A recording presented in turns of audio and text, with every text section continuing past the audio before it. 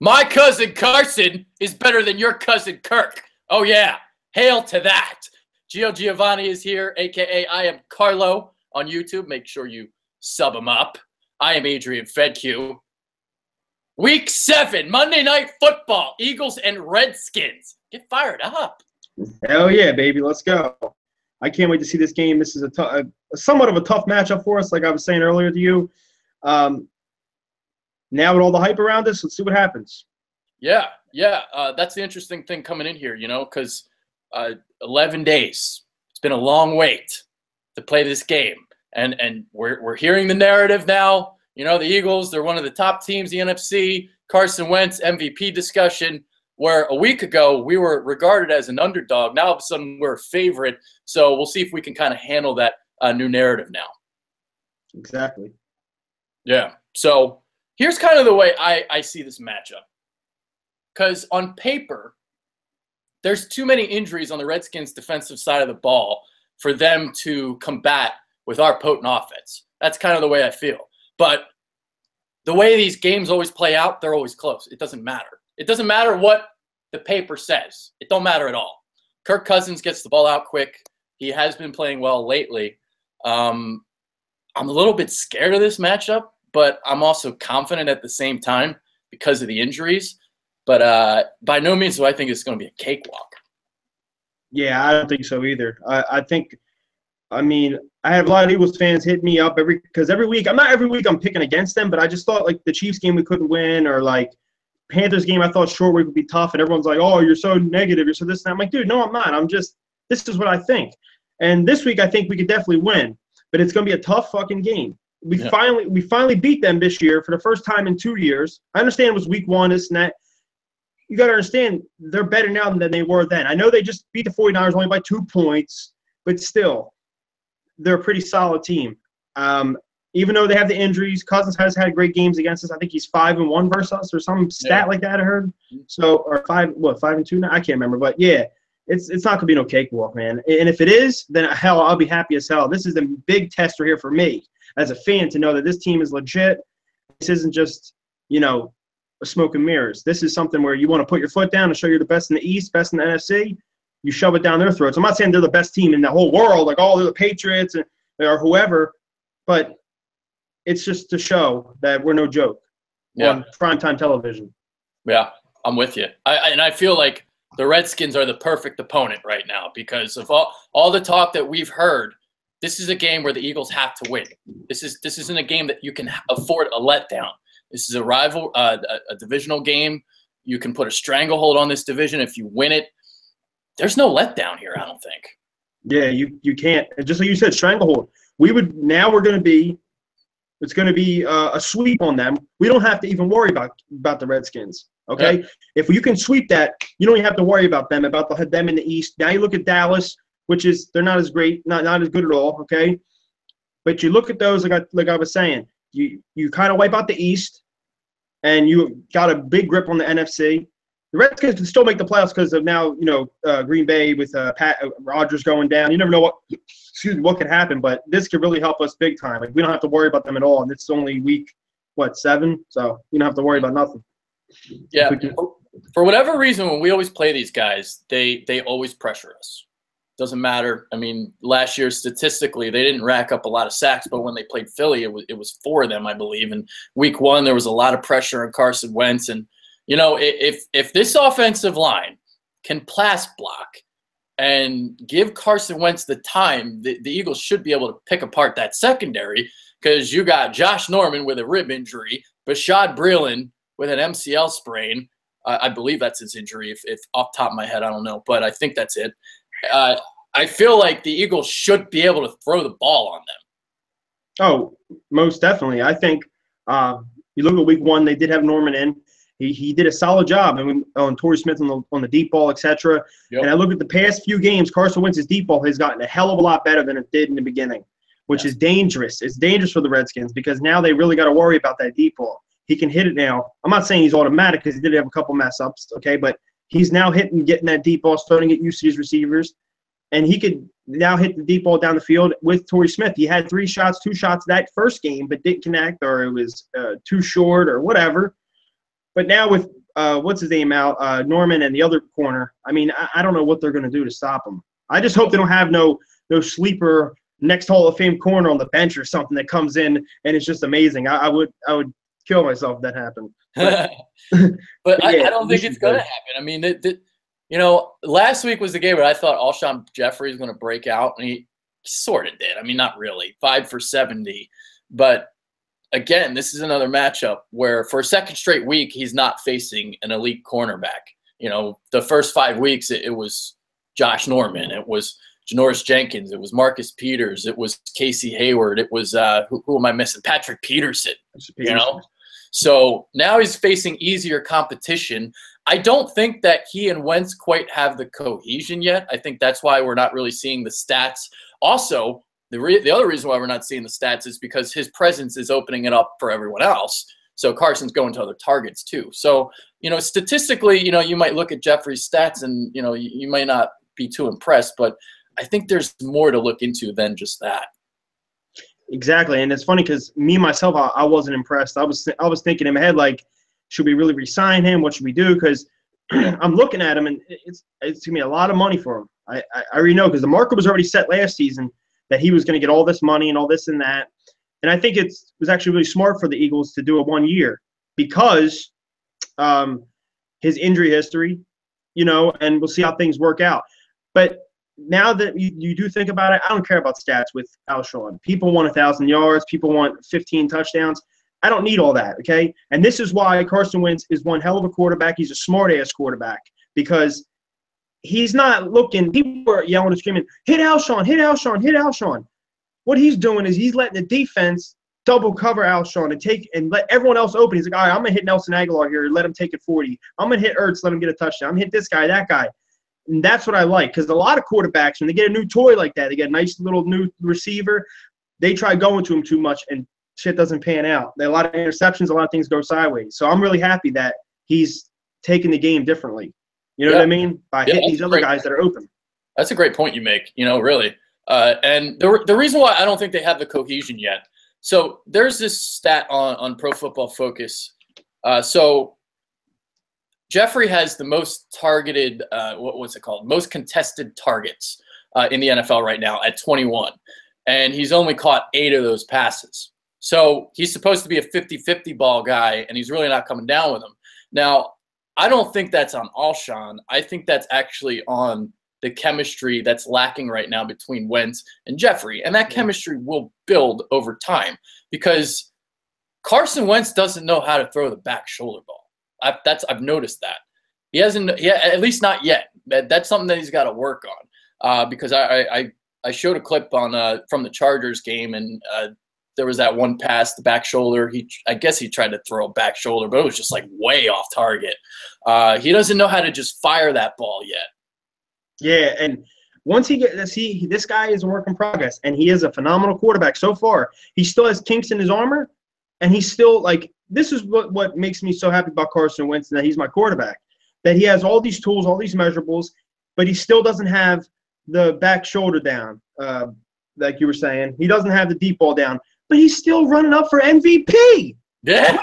What happens when everything is complete? What happens?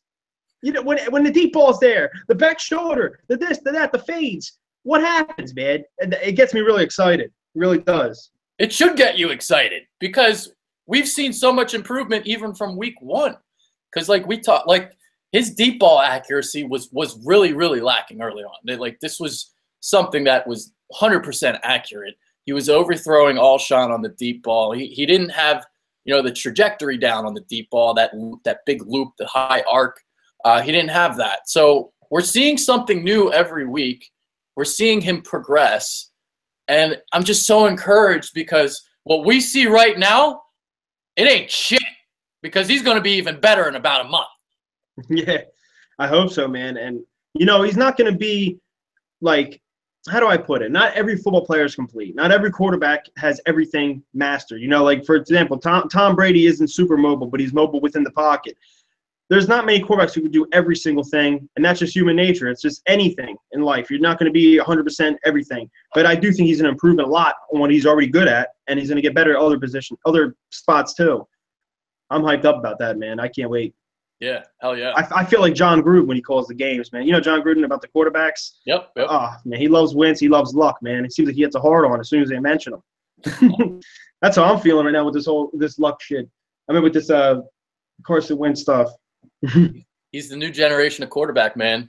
He's able to throw it from the pocket and on the move. Like, historically, the first one to really kind of do that was Rodgers. And now we've kind of seen, like, other guys kind of, Russell Wilson and Mariota and shit like that. And Wentz is in that conversation too now. I love it, man. I love it. And a lot of those guys, like you were saying, like, for example, Russell Wilson, he could definitely throw from outside the pocket, inside the pocket, but his arm isn't, like, super strong like Wentz is. Russell Wilson has a little bit of a loft on his ball. Wentz is more like a straight striking bullet. I love it, man. I hope he just keeps improving and just keeps going on his thing. Now, another thing, it'll be important to establish the running game, obviously, and the Redskins again on the defensive side of the ball. Another major injury, Jonathan Allen Lisfranc, so he's gone for the year. And that defensive line has been playing really, really well recently. They've had Matt Ioannidis really emerge for them, so it's an underrated defensive line, but. They do allow 4.0 yards per carry. So I think the Eagles should be able to run the football against them. And if the run game is successful, it's going to open up the passing game. And with that secondary, the Eagles should be able to, fling it. Oh, hell yeah. I hope they do. I mean, like I told you, we got to get the run game. Like you said, I look at the first matchup. We did some of it, but we shied away from it. And it was working with Blunt. But then we mixed in Smallwood. We did all this stupid stuff. And it was like, you looked at Blunt, he was getting yardage. I know people said, well, he had 14. I think he had 14 carries. I can't remember how many. But if we just would have kept going with it, we won the game, so I don't care. But I look back and said, now we need to run the ball. Keep doing what we were doing, what we did against the Chargers, against the Giants. Run that rock. You're at home in Philly. You know what I'm saying? Everything's on your side. Just pound that son of a bitch down their throats and then pass the ball when needed. I'll tell you one person I am scared of, though, and I feel like ever since – what should I say, ever since Carson Wentz was drafted, or should I say even before then? Ryan Kerrigan has had a fair share with us. Yeah. Yes. I look at I can't go too far back because I can't really remember, but I remember last year he was just abusing Wentz week one. Or not week one, it was like week whatever when Lane Johnson was out. I mean, just ripped his jersey off his back. Then late in the season, again, I don't think Lane Johnson was there either, ripped him up. Then this year, week one, pick 6. I'm like, dude, this guy's everywhere, man. And I think he had a sack on Wentz. I can't remember, but he's always had always had, I don't know if it's wins. Could you, in your memory bank, do you think further back or no? Like Mark Sanchez, Nick Foles, did he have anything on them? I don't remember. Maybe Mark Sanchez, maybe. Yeah. Well, but yeah, that guy's nuts, man. I mean, as great as this Eagles offensive line is playing, there is still some kinks in terms of pass protection. I feel like, even though Carson Wentz does hang on to the ball a little bit too long, he does get pressured. Teams are trying to blitz more, I think, but they're stupid because I think Wentz is killing the blitz right now. But Kerrigan has always been a thorn in our side. And Lane Johnson, when you look at him, I feel like he's a lot better as a run blocker than he is as a pass protector, which is kind of why I kind of like him being at right tackle. I know they talk about him maybe making that switch to left tackle once Jason Peters retires, but I don't know. I kind of like him on the right side. I like him on the right side too. I think, but once Peters is going to retire, they will put him at the left. I do think so, but we'll see. We'll see how they handle it. What year was it that I think Peters went down for a couple games, and I think Lane Johnson filled in at left tackle? He did a solid job. You remember when? Yeah, you remember that? He did a solid job at left tackle. I can't remember. Yeah, I couldn't tell you when it was, but I do remember it. Might have been 2015, maybe. Yeah. It was something like that. Yeah, but he did a solid job. He's a really good tackle, man. But yeah, we gotta run the rock, and with those guys out, man. Yeah, we gotta throw it too. But I don't want to see no 50 freaking throws. Doug Peterson, Andy Reid Jr. And then he sees all those corners out, and he's just getting hard on looking at the pass plays. Well, to be honest with you, the last 2 weeks, he has been pass happy in the first half. I don't remember which game it was. It might have been Cardinals game, but 18 passes, 8 runs in the first half. That's not really cutting it, but they did balance it out, obviously, because they had a huge lead and they ran the ball in the second half. So this is a matchup problem where the secondary looks weak. So Doug might try and throw the ball a lot, but you do still want to have a balance. I completely agree with that. Oh, 100% you want to balance. And I think the reason he was so pass happy in that Cardinals game is because you start out and you get 3 touchdowns on three possessions, passing touchdown, passing touchdown, passing touchdown. And I think he thought, hell, why would I mess something up that's not broken, you know? Yeah. But I think he went overboard with it. And he kept trying to throw and throw and throw. And it's like, dude, all right, calm down now. One damn ball. You know what I mean? But yeah, I don't know, man. It's still, to me, it's gonna be a tough matchup. Though. I mean, I know they have the guys out. It's NFC East battle though. We need to prove it. Yeah, we'll get on the other side of the ball momentarily. But Zach Ertz, the Redskins killer, you know, he's going to be playing a big factor as well. I don't think that the Redskins linebackers are athletic enough to handle him. And a safety spot, I think they're banged up too, if I'm correct. So I think Ertz going to have another big day. You got Jeffrey. I mean, if you got corners out, that means who the hell is going to cover Nelson Aguilar in the slot? You know, the passing game really should open up as long as Carson Wentz gets protection.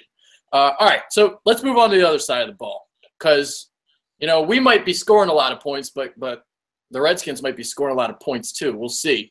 Yeah. They've been running the ball better recently, but we're killing the run, so I don't know if that's really going to pan out. I don't know if Fat Rob is going to get any yardage. But Kirk Cousins, Jordan Reed is healthy, correct? So he's always been a killer. That's what I'd be worried about if I was an Eagles fan is that connection, Kirk to Jordan.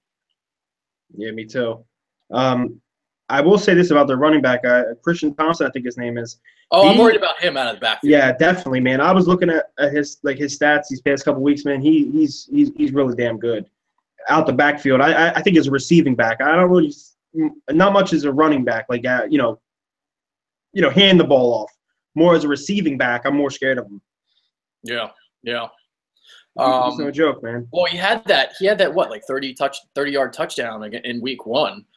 He's really, really good out of the backfield. He's very underrated for them. So there you go. You look at Josh Dotson. He's got 2 touchdowns in his last 3 games, so he's playing a little bit better than he was to start the year. Terrell Pryor, they're pissed about him and his drops, so he's dropping the football a lot. But you know, you can't say enough about our secondary right now. I mean, coming into the year, I thought this was going to be a huge problem, and it really hasn't been. I don't even want to talk about it, man. We made a video talking about Patrick Robinson, cut him. I remember that, man. We made that video. Yeah. And then I think the other day I was on Twitter or whatever, and Pro Football Focus, which I don't always agree with what they say, but they listed him as the #1 corner in the NFL over these past 6 games. And I'm sitting there going, you got to be kidding me, dude. We made that whole video. I was going to text you and say, yo, delete the damn thing, man. We look silly, man. Yeah. That was the one with UI and Hate Darius. Yeah. Eagles Fly TV now. That was a good show though. It was a great show. Yeah. But Patrick Robinson, I mean, I think what's happened is this, because they got Ronald Darby, it took all the pressure off, you know, and he got to play nickel. So nickel is where he's kind of more, what's the word? Well, he's better in the slot than he is outside. And, you know, he did play a couple snaps outside in the Cardinals game because Malcolm Jenkins was on Larry Fitzgerald, and he did a great job. He dropped 3 interceptions. So, but, man, he's been unbelievable. I can't believe it. I know. Like, right, wow. No, I'm just laughing because you're like, damn, he's been unbelievable. I can't believe it. Like, neither could I. Like, it's unbelievable. It's insanity. Patrick Robinson. Now, he's not the top cornerback in the NFL. Pro Football Focus is stupid, but I'm not giving him top corner honors when he's dropped 3 interceptions. You know, the elite cornerbacks, they pick those off. They have ball skills. Yeah. He's playing really well, man. I put him up. I wouldn't put him there in discussion like these other guys who've been elite for years. I wouldn't put him up there, but so far he's been playing like a top corner like this season alone. Yeah, this season he's playing like that. I can't believe it. Yeah, and I think he's going to be even better when Darby comes back. And maybe if they activate Jones, I think he's going to be even better because then he's just going to play in the slot. You know, he's been playing a little outside, hasn't he? I've seen him, drop those damn picks, Yeah. Yes. All right. So let's get into that kind of conversation because Ronald Darby is going to come back eventually. Originally, the target date was week 7, but they've pushed that back now. I think they have. So I don't think he's going to return this week. But who's going to start outside of Darby when he comes back? Who do you think? Mills? Is it going to be Douglas? What do you think? That's tough, man, because I do think Mills has a lot of potential. Like we always say, all of us Eagles fans, he has a lot of potential, has a lot of potential. And I do like Mills. I like him a lot. I think he's a gamer. I think he has that aggressive grittiness about him. I like how he can lay a pop for a small guy. He can lay a pop on a guy. Mm-hmm. I just like his swagger and everything about him. He's like what a corner is. You know what I mean? A swaggy guy, you know, all that stuff. But, man, Douglas is playing really well, and Mills has been getting burnt some. You know, There has been some plays where I'm like, dude, what the hell, dude? You know what I mean? Like, you're trying to root for the guy, and then I don't know. I would probably go with maybe Douglas, or maybe rotate it out every couple plays. They rotate Mills and Douglas, and they figure something out. Probably mid-season, they figure out who's the better guy to start at the other spot when Darby comes back. Yeah, I'll throw this at you because I should have said it was a trick question because I don't think they're going to have a starter necessarily opposite of Darby. I think they're going to play the best matchup. I think Douglas is he's the bigger physical kind of corner, so he'll match up against the physical wide receivers, and the quick jittery kind of jitterbugs. That's what Mills is going to defend against. That's kind of the way I see it. We'll see kind of how it pans out. Mills is the one with more experience, obviously, second year instead of his rookie season, but that's the way I think they'll go. We'll see, though. We'll see, man. And I know it's off topic, but Sidney Jones. I watched a lot of his college career. I think he's one hell of a talent. I wanted the Eagles actually trade up to get him before he got hurt. I was like, oh, trade up to the top 10, trade whatever, get him before he got hurt. I know 40 time doesn't matter, but does he have that elite speed to where he can stop those fast receivers? Yeah, I wouldn't say he has elite speed, but enough to stop them guys. But Marcus Peters doesn't really have it either. So yeah. But he's able to shut them down, kind of, you know. Yeah, Sidney Jones wins at the line of scrimmage. You know, okay. He his press. That's all I'm worried about because I see Mills and Douglas. They put a guy with speed on him and they're getting blown off the damn hinges, and it's like, oh shit, you know. So I'm just wondering about Sidney Jones. I don't know. We'll see. That's one thing about Sidney Jones. I'm excited to see him play. Okay, but we all have to still understand he's only a damn rookie. He's gonna come in, and he's gonna come in and still be coming off the injury. Not having played that much. I personally wouldn't play him at all this year. Maybe like week 16 or something like that. You bring him back in, let him in. But I don't know. It might be too much of a risk of him getting re-injured, or it might be too much, him being a rookie, too much pressure on him. We got to see, man, with him. But I'm excited to see him play, though. But how do you feel about Sidney Jones? Do you think we should play him? Do you think there's too much pressure on him? Because a lot of people are already hyping him up, like he's our number one corner and he's gonna, do all these things. 2 months ago, I said don't play him, but now it's like because they're 5-1 and because they might be in the mix at the end, you might bring him back late. We'll see. I mean, the problem is he hasn't played at all in no training camp, none of that. So you're going to just throw him out there in the fire. I don't know if that's going to work per se. It might be better off logistically, just to sit him and just bring him back next year. The only way I see them bringing him back is if this secondary really, really struggles, But if they keep playing the way they are right now, which is like average, I don't think they'll bring him back. Yeah, just like you're saying, if we look at it and like you said, if the secondary struggles, they would definitely bring him in. But in my personal opinion, he's still only a rookie. He's going to have those struggles. It's not like he's going to come in and beat Patrick Peterson day one, Yeah. But if this team, okay, which I'm not trying to overboard and talk about Super Bowls and all that stuff, the S word, but if this team is a legit contender and say we get to week 13 or 14 and we're still winning games, we're still up there, we still have one of the best records in the league, but the secondary struggles, right? Would you be open for them to make a trade for a corner? Now, I don't know when the deadline is. I don't know what the hell, but I'm just saying, would you be open for them to make a trade? Say, this won't happen, but say the Cardinals give the Cardinals a call and try to get Patrick Peterson. It won't happen, but I'm just saying. Yeah, I know what you're trying to say. Would you do that? Because to me, it looks like this team is damn near complete, even though it's tough to say that because it's only a second-year quarterback. It's tough for me to still think, damn, this guy's in the second year, he's going to win us a Super Bowl. We never won one ever. How the hell is that going to happen? You've thrown the S word around more than I have this week. Yeah. Oh, I refuse to say it. Me too. I'm too scared to say it too. I don't think it's going to happen personally. I still want to see playoffs on, but I'm just saying in general, if everything is here, everything is there, and you think this is the time that we can get it done, we can't wait till next year because next year people might leave, the league might get better, teams in the East will get better. Yeah. Would you make that trade for another corner, even though you got Darby and all this other stuff? I think we need. It's such a tough call because of the limited resources. Yeah, that's the problem. But are you really? It's not like you can trade a player for him either. Yeah. I don't know. And then it needs to be, in my opinion, it needs to be a guarantee that it's a S word year.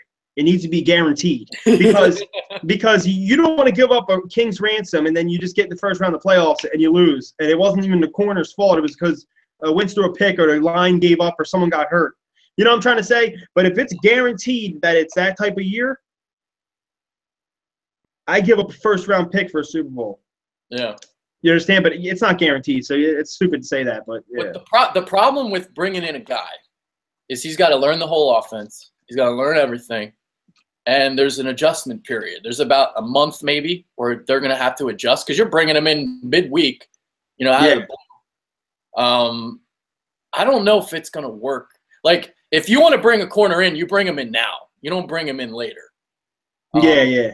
But I think the corner that they go to is Sidney Jones. If they're struggling mightily, they're going to bring him back. That's kind of the way I feel. But if they stay average, I think they're just going to keep it the way it is.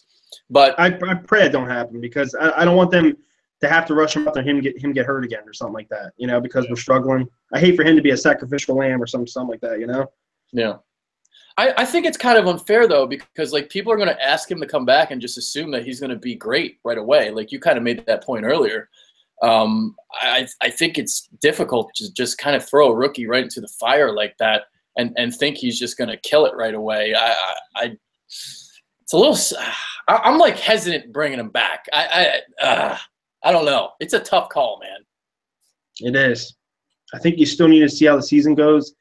And – I've talked to many people. I was at my job. I was talking to my manager, and I said, what do you think if we bring Sidney Jones? He goes, look, whatever's working right now, don't mess with it.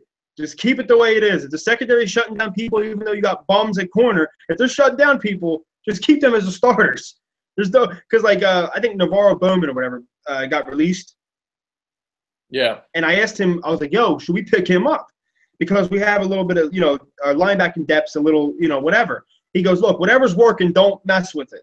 Don't try to bring in more people. Just keep it the way it is. And I kind of agree with that. I'm starting to look at it that way. If everything's working this way, yeah, it might be better if you bring another corner in or bring in Sidney Jones. But if everything's just working fine, there's no reason, I completely agree with that. Don't screw it up, man. I completely agree with that because people have been bringing up Martavis Bryant's name up. Let me tell you something. This guy is trouble off the field. He's trouble on the field. I don't want to bring that motherfucker in this locker room. And it's funny because I love his talent. I think he has elite speed. Great, lots of talent, but I ain't bringing him in at this point. Yeah, I think he has elite speed, great hands. I think I like the guy a lot. He's better than Torrey Smith, but yeah, I wouldn't bring him in because it probably costs a lot too. I don't think they're just going to give him up for a 5th-round pick. All right, let's say that. I know we're getting off topic, but say they call you up and they say they only want a 6th or 7th-round pick. Would you do it? No. Fuck it. You wouldn't do it? No. I don't want to do it. I'm scared. Oh, shit. I'm scared just like the S word. Oh, shit, man. But, I'll ask your opinion on that because the way I feel about this season so far is I feel like the NFC is way down. And I wouldn't be as excited as I am right now if Aaron Rodgers didn't get hurt. Yep. Obviously, we don't want to pray for injuries. I made a video on that too. Yeah, you did a great. That was a great video. I watched it. So he's a guy I don't want to play because of how quickly he gets the ball out, all that. But then you look at the rest of the conference. They're saying Seattle's the second best team. that's not – I don't see Seattle this year. Now, I think someone's going to emerge, and that's what's most like is it going to be somebody like, you know, the Rams? Is it going to be somebody like the Saints? Like, who's it going to be? Because right now they're saying Seattle, they're saying Atlanta. Well, those two teams aren't playing great right now, and in terms of Seattle, I don't see how they match up well because their O-line stinks, and that's the strength of our team is our defensive line. So, you know, Russell Wilson has no time to throw as it is, and he hasn't played Philly yet. So that's a disgrace waiting to happen. That's like an 8-sack game right there. Exactly. And before you talk about the other teams, as I mentioned Seattle, the only way, okay, because people can say whatever they want, but the only way that we win that game, if we did meet them in the playoffs, it has to be in Philly. Yes. Because we're not winning in Seattle. No. Yeah, I don't think I think we faced them this year. Do we face them in Seattle or home? I think that might be the one. That might be one game we lose. Seattle. We play them in Seattle. That might be the one game we lose because I look at even 2014. Well, I think it was. We were doing great. Our defense was balling out of control. We did sack Russell Wilson a couple times, but he's just so I don't even know what, man. He gets out of everything. I mean, he just goes backwards. Like we couldn't stop this. 20 yards backwards and somehow still find a receiver and complete passes. There's nothing worse than it, dude. Like when you see him go back. I mean, I admire him. It's demoralizing for a defense. Yeah, it is. I mean, and don't get me wrong. I respect him for that. I think he's one hell of a talent. But when you watch it, you just look at that little motherfucker. You want to rip it. We want to rip his damn heart out, dude. Really, you look at that. You want to rip his head off. You got this little bastard running around like a chicken with a chicken with his head cut off, running all around, making all these wild plays. It pisses you off, man. You know? Yeah. But Seattle still. I think later in the year, I think they might do what they always do, which is start to come along like they always do. But you're right. The O-line is bad. It's been bad for years, but it's even worse. And they already got some other guy hurt now. You know, I personally hope that they somehow don't come out their division, so we don't have to even worry about them. You know what I mean? Yeah. Like the Rams, you know? Yeah. And the Rams are one team that I will say this. They're doing great on offense. Golf's looking pretty solid. Their defense got really hyped up because they have a top line, good corners, and they got Wade Phillips now as their coordinator. But I'll tell you what, that defense hasn't been too great, in my opinion. They're struggling against the run. They struggle on the edges. That's what I'm saying. Ran all over them. Ransom's ran all over them. And I see even San Francisco put up, damn near 30 points. Remember that Thursday night game? They put up almost 30 points on it. It was like 42 to 30-something. Yeah. So, with Brian Hoyer quarterback. So their defense isn't that great. So I'd like to see them. The Saints, too. I'm not scared of them at all. I would love to face them in Philly. I'm scared of Drew Brees. Hell yeah, he's a Hall of Fame quarterback, one of the best to ever play. You got to fear him. Michael Thomas is no joke, that receiver. But that defense is still streaky, man. They're starting to look good. But I'm telling you right now, it's only been a couple games in the season. But I can't this defense 3 years in a row has been the worst defense to ever strap on helmets, and I'm not even kidding you. You can go look at the statistics. 31st, worst in the league. Mm-hmm. I can't buy into them after only 6 games of 1 year. No. That defense still sucks, in my opinion. They need to show me a lot more. So I'm not scared of them. There's not a team like you said, there's going to be one team that's going to do something and squeak in, and I hate to say this, man. I hope it doesn't happen, but hope the Giants don't start winning games, dude. Because they were Seattle this week in what do you call it? At their stadium, not at Seattle. They versed them at MetLife. And I think the Giants are completely done. I don't think they have a shot, but I'm just joking around. But I look at the matchup of that game, and I go, wow, they did that to the Broncos, and the Broncos have a better offense than Seattle. Offensive line, everything. I don't know what the hell they're going to kill Russell Wilson or what the hell's going to happen. I think that was just 1 week. That was a trap game for Broncos. But I look at it, if they somehow do start winning games and they squeak in the playoffs, dude, this is some Super Bowl BS for them again, man. I'll freaking flip the hell out, dude.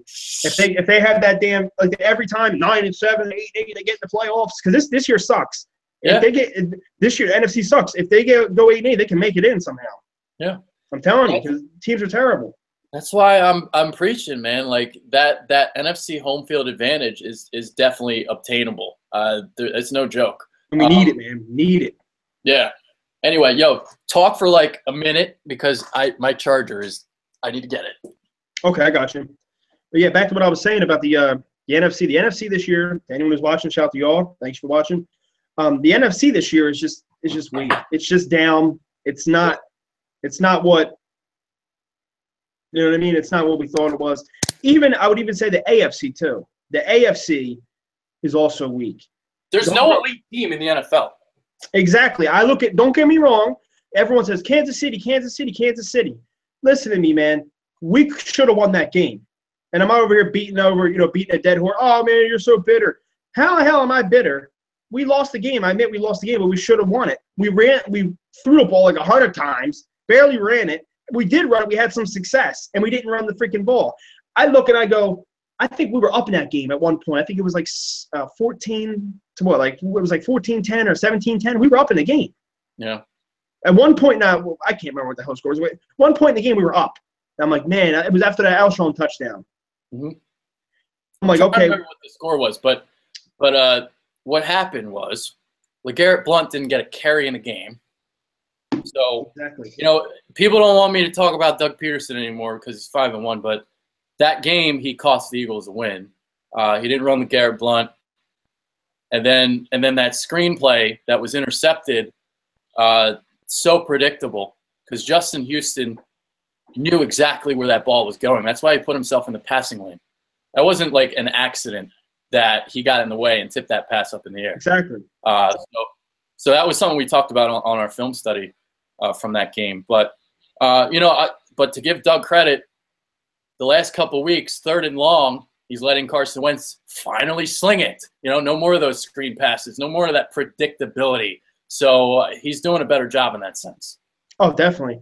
And like I was saying about the AFC, the Chiefs are 100% beatable. And like I said before, you have to run the ball against them to win. Run the ball, run the ball. Look what happened last week. The Steelers beat them. How? They ran the hell out the ball with Bell. Now, I'm not saying our running back's as good as Le'Veon Bell. He's one of the best in the league. But what I'm trying to get at is they ran that rock. They ran it a lot. And they got yards on them. I think Bell almost had 100 plus, something like that. Yeah. That's what I'm saying. If we would have just ran the damn ball a little bit, and we had Kareem Hunt under wraps for a while. We had him under wraps, and then finally he broke through for one of those. He does it every game. Every game he breaks through for a 60-yard or a 50-yard touchdown. I'm watching every game. It's not like just busting through holes, but still, they're a beatable team. The Steelers, I'm not scared of at all. They looked good last week. Yeah, cool. They beat the undefeated Chiefs. Wow. But I don't know, man. A team might look out for might be the Houston Texans. Unfortunately, though, if Watt was still playing, they'd be a lot more dangerous. Oh, definitely, yeah. Because Deshaun Watson's balling right now. Yeah, but the point is, I look at last season. They lost Watt, and they still made the playoffs. They had the #1 defense in the NFL. Yeah.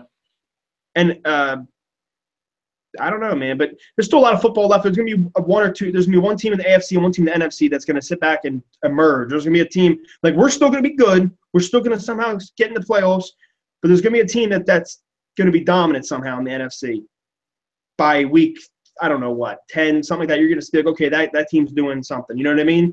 Mm-hmm. Almost like Atlanta last season. They were like, at one point we beat them. They were 7-5, or I can't remember what the record was, but they out of nowhere just went on this dominant run. They got in the playoffs and just started squashing teams. You know what I mean? They should have won the Super Bowl. But, Tom Brady's like the GOAT, so we get it. The contenders begin to emerge after Thanksgiving. That's the way it works. That's when the great teams play their best football at the end. So, I know we've been acting silly with the S word and all that shit and wanting to clinch home field advantage, but they got to play like this at the end of the year. So hopefully this consistency can continue. But I'm encouraged by what I've seen because I feel like Carson Wentz is an MVP candidate. Bovada is saying that he's the favorite to win the MVP. And I felt like his first couple games, he wasn't that great. So the fact that he wasn't great and he's going to keep getting better, I don't see how this team is going to start falling off a cliff. I think they're for real because of my ginger. And that's another thing I want to hit on. As you said, the team's going to get better, this and that. And I'm not trying to hype up Carson Wentz too much, but I think he's going to be that type of quarterback for us that's going to win us games. He's like, this is the way I put it. I'm not trying to compare him to these guys. I'm not hyping him up, okay? But I look at Favre back in the day, or you look at Brady, Rodgers, just because you have that one guy, they're able to make the playoffs all the time just because they have him. Now, that's what I think Carson Wentz is going to be. Not stat-wise, not historical history, winning all those Super Bowls, but year in, year out, somehow getting in the playoffs. He's not going to be like Matt Ryan, who is good, but he's really good because of the talent around him. I don't think Matt Ryan's that quarterback that is like those other guys that the reason they're winning is because of him. You understand what I'm trying to say? Yeah. I feel like Wentz could be that guy to where, they have him on the field. Like look at the Packers, man. They're terrible. They're awful, the Packers. Yeah. The only reason they had a shot was because of Aaron Rodgers, and that's it. And I'm not comparing him to Aaron Rodgers, but you get what I'm trying to say. I think he's going to be that type of quarterback, maybe better than Donovan. Yeah. That's Carson Wentz, I think, is going to be better than Donovan McNabb, yes. Yeah, if I'm comparing him to these guys, he's definitely better than Donovan. Yeah. Oh, yeah. I just hope he continues, man. But let's back on this game with the Redskins. This is why, and I said it in my video. You can check it out on my channel. This is why it's a tough test for us. I know they have 2 starting corners out. I know Jonathan Allen's out. I know all these people heard this and that. It's a tough test, okay? Because we were the underdogs going into the Carolina game. Everyone said, yeah, they ain't winning nothing. We have a good game versus Carolina. Next thing you know, the media is blowing us up. We're the best team. Exactly what I talked about last week. Yep. Best team in the NFL. You have Carson Wentz sitting down with Deion Sanders and Marshall Faulk after the game giving his interview. They're hyping him up. Oh, my God, he's so amazing. He could win MVP. He could do this. He could do that. So now it's been 10 or 11 days of them licking our asses and loving us. Carson Wentz is winning. Carson Wentz is winning MVP right now. Yeah. No, Carson Wentz is winning MVP. They're the best team in the NFL. They're hearing all this. Now let's see how they respond when now everything is on them and everyone thinks they're just going to go out there and be dominant. Because what can really happen is they can really believe in themselves like that, which is a good confidence booster. You walk around, hell yeah, I'm the best, and you do win games. But sometimes you might get, a little ahead of yourself. Redskins come rolling in and they somehow beat us, and then we just get deflated like all hell. It can happen. That's why it's a tough test. We're not the underdogs no more. We got a top 5 quarterback as of right now in the league, like playing wise. Yeah. Oh, he's playing like the second best quarterback in the league. That's what I'm saying. You got that right now, and you got all this hype. Let's see how they respond. I want to see how they respond on Monday Night Football against an NFC East opponent. They're going to have to do it all year long because now if they win this game, it's going to have to keep going and going and going. But this is a test just for me as a fan and not for them because they could lose this game and it would suck, but we could still be in the mix of things because the NFC sucks. But you get what I'm saying. Absolutely. Yeah, and I've been preaching it all week, and, I'm worried about this game. I think they'll be okay because, like I said, the Redskins are the perfect team to play here, man. If we were playing the 49ers on Monday Night Football, we might lose. Not joking. Yeah, that's true. But we're playing the Redskins. Got to win this game. Got to come out and ball. Got to come out and play. So that's the way I look at it. All right, let's get to predictions for this game. I'm not sure what time we started this, so I don't know how long we're into this thing, but we'll do predictions right now. All right. What you got? I got the Eagles winning this game. This is probably the first time this whole season I'm actually saying it with my chest out, we're winning this game. I don't think we're gonna blow them out. I think it's gonna be a really close game. It could be a field goal game, down to the wire. Yep. We are the better team 100% all over the board. We're better at quarterback. We're better at receiver. We're better at, everything. Not everything, but I'm exaggerating. But we're better at almost every position. We should go in there. We should blow them out on our home field Monday Night Football. But it won't happen. It's a divisional game. That's how it always works. It's always tough with them. Always down to the wire. I think the Eagles win this game. I think Wentz has a solid game. And we should run this damn ball. We run this ball, I think we have a really good chance of Blunt having another 100-yard game or a couple touchdowns, something like that. But, yeah, Wentz, this is the game where he already broke out against Arizona. He had his breakout game. He had a great game last week. This is the game where you put up the 400 yards and the 3+ touchdowns and a great completion percentage. I think he's going to have a solid game, Wentz, and I think the Eagles win. That's my prediction. I'm not trying to go too overboard. We're blowing them the hell out, doing 18 sacks and all this and that. But I better see some sacks. That's one thing I do want to see off the defense. I want to see some sacks on Kirk Cousins' ass. I want to see his ass on the ground. Yeah. Because the first meeting, did we even sack him? I can't even remember, dude. Yeah. 4 times. Sacked Yeah, him. there you go. Yeah, you're right. Yeah, because it was 4 times. Then we went to Kansas City next week and had 4 sacks on Alex Smith. Yep. And then out of nowhere, the pass rush just went downhill. Like, I know we started not sacking cats, but let's see. Let's get this going, baby. Well, I feel like now some of it could get to the quarterback more, but some of it actually is teams are getting the ball out quicker. You know, that's because I've been charting that stuff. So when the drops are deeper, the Eagles do get pressure. That's kind of the way I'm seeing it. Now, a quick 3-step drop, they don't always get there. But, I mean, shit, it's a 3-step drop. It's hard to get there in time. So that's kind of what I'm seeing. But in this game, I think both teams are actually going to kind of move the ball a little bit. Because the quick passing game of Kirk Cousins and Jordan Reed kind of scares me. And I think the Redskins will be able to move the ball through the air. But I think the Eagles' offense is more potent. And because of the injuries on the back end in the secondary, I think the Eagles will exploit that. So I got like a crazy score. I got like 34-30. I think this is going to be a high-scoring game. Yeah, it could be, man. And I wouldn't be surprised.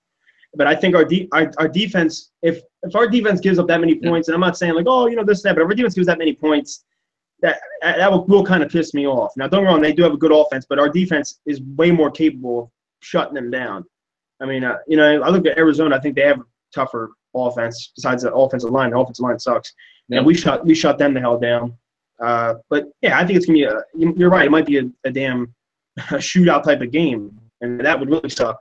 Yeah, I'm because I just see the way that they usually play us and how quickly Kirk Cousins gets the ball out, and they just give us problems for some reason. So, but I think we win it. I do. So I'm perfect on the season. I'm 6-0. I want to go 16-0.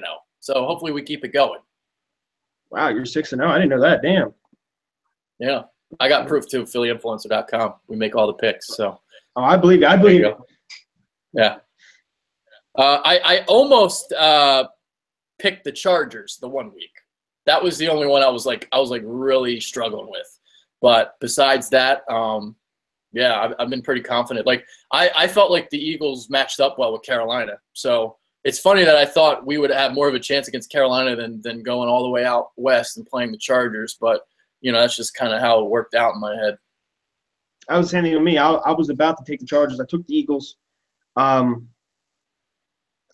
The Panthers game, I thought we would lose. I said we would lose, but I was wrong about that, which I'm happy. Dude, okay, dude, you're a realist like me. That's why I like you. So it's like Eagles fans can say whatever the fuck they want. That's fine. They're idiots. That's what I'm saying. And I love this fan base, but some of them are just too delusional, man. I mean, everything has to be happy. I have to love everybody. I have to, you know, kiss everybody's ass. And it's not that way, man. You know. Yeah. That's why I like you. That's why I like you. That's why I like you too, man. No homo. No homo. The bitter birds. No homo. All right, dude. We made predictions. We talked about everything about this matchup. You got any final thoughts? Let's go Birds, baby. There it is. There it is, baby. Yeah, man. The road is open.